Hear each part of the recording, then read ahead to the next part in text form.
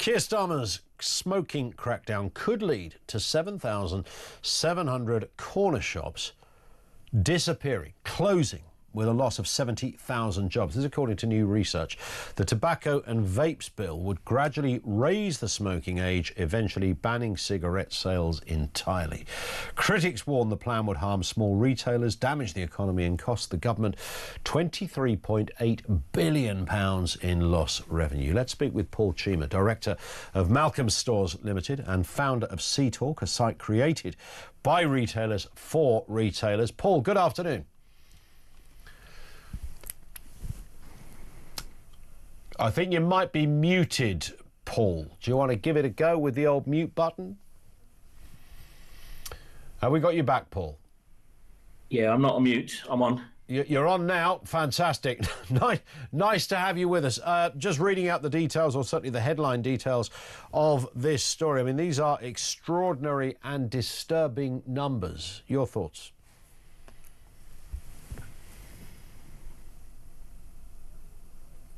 And I think we're having a slight difficulty getting in touch with Paul, but fear not, we'll get him right back. Andy says this may be where dictatorships such as the communists have an advantage. They can make plans for 50 years plus ahead, whereas we can only make plans until the next election. It's a really good point, actually. And that one of the reasons that China has been this powerhouse of trade and industry is because, firstly, that the government are there forever. They always know that there's going to be no kind of weird challenges coming on. There's no dissenters in the round, one or two, but you know, we know what happens to them. Secondly, you can just about use slave labour in many of your industries, quite literally. We know about the Uyghur Muslims and what is happening there. So it's not costing you very much.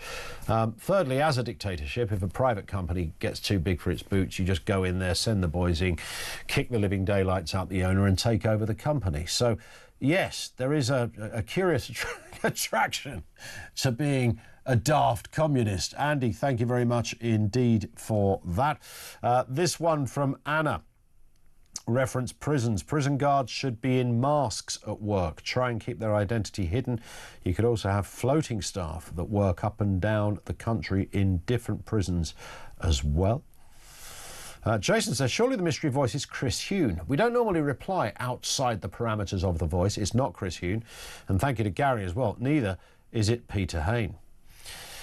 One here from Philip, who says, I often wonder if leftists have kids in as future generations are really going to suffer in this country the way it is all going, which is a really good point as well.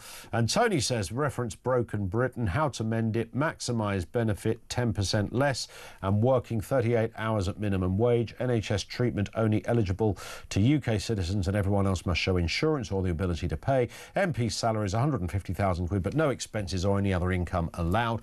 Could be a start, and fewer of them, I would add to that as well, Tony. Paul Cheemer, we've got you back. How are you doing, Paul? Good. How are you? Good. You're sounding crystal clear and wonderful and looking great, I should say.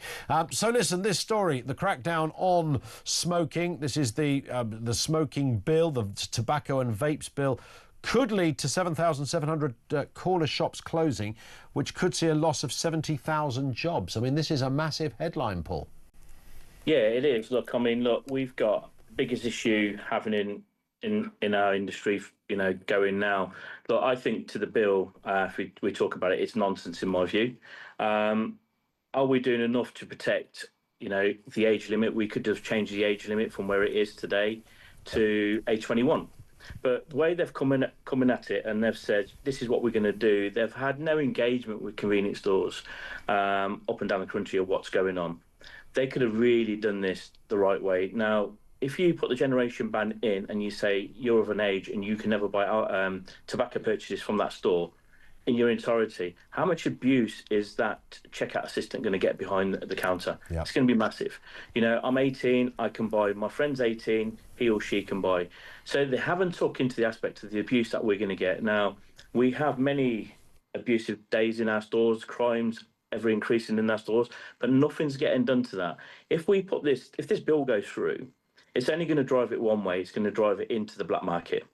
So the black market today is bigger than it's ever been before. Sure. There's no resources for the local councils. I don't blame trading standards. In Coventry, we've got 2. I have stores opposite me that sell cigarettes for £3 and £5. They serve children, but there's nothing that happens to these stores that are actually giving this good convenience store operators up and down the country a very bad name. And I think if government were going to do anything, they should start off from the root of the problem first. Is what do we need to do for local councils? What do we need to do for local retailers, even the supermarkets? We've all got this problem coming to us. Instead, they've just said, right, this is what we're going to do. It's been approved by some ministers and we're going to go ahead with it. But it's not the result that we want. Yeah. We want to protect, yes, I don't smoke. Okay, that's me, my personal choice. But are we taking the choice away from consumers? You referenced to there's going to be job cuts. Of course there'll be job cuts. We had alternatives that we sold in our stores, which we got people onto a healthier choice, which is a smoke-free. But we've had to do that ourselves. Yeah. There's been no support from the government.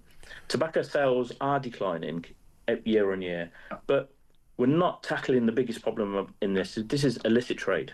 It's costing the UK a lot of money every year. It's getting into the hands of children. And do they think by putting a generation ban, people will still not get cigarettes or vapes? I disagree. Yeah. What do you say to, and you'll expect this question, I would imagine, Paul, what do you say to people who say, look, yes, we have a sympathy for any business that's going to go through a difficult time, but we are talking about smoking here, which tends to kill people. So surely, on balance, it might be tricky and it might result in some people, not having the business they once had, but, we can't defend smoking.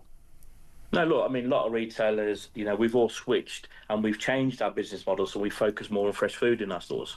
Okay, so we've had to do that as a business. But when smoking and smoking products count for such a big part of our business on a day-to-day basis, what we have to do when suddenly you might have 16% of your daily sales through tobacco products.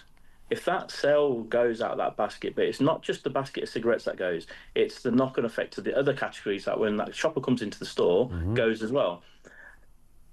It's going to be sad to say, but jobs will have to go because we still have to manage our businesses at line. We don't want to see jobs go.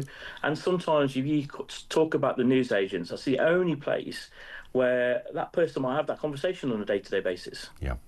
So, we've sat in many meetings now and we hear ministers saying, well, we don't smoke and we don't approve of this. Okay. That's not the answer to this. I've said for time and time again, this is nonsense. We need to look at different ways. Let's get around the table and let's talk about the impact of what this is going to have and the impact it's going to have going forward, which is going to be the illicit trade. And I'll reference back, it's bigger than it's ever been. I've never noticed this. My dad's been in business for 42 years.